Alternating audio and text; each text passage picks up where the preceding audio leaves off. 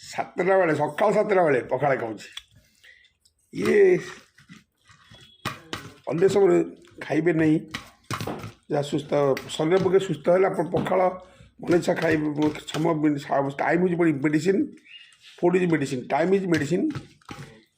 Tomato ଇଏ ଲେମ୍ବୁ ଚିପୁଡ଼ିକି ପଖାଳ ଭାତରେ ଲେମ୍ବୁ ଚିପୁଡ଼ି ଅଦା ଛେଚି ଧନିଆ ପତ୍ର ପୁଦିନା ପତ୍ର ପକାଇ ଆପଣ ଖାଆନ୍ତୁ, କେତେ ଟେଷ୍ଟ ଦେଖିବେ। ଆଉ ପଖାଳ ଖାଏ ସେ ଶରୀର ପାଇଁ କେତେ ହିତକାରକ ଆପଣ ଜାଣିପାରିବେ।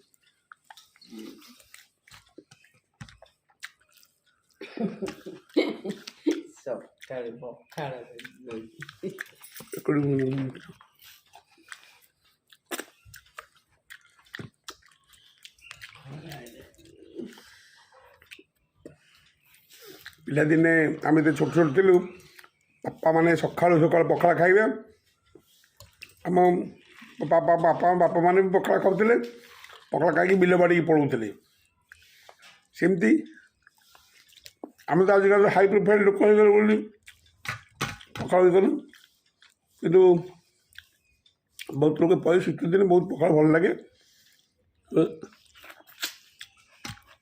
ବଢ଼ିଆ ଟେଷ୍ଟ।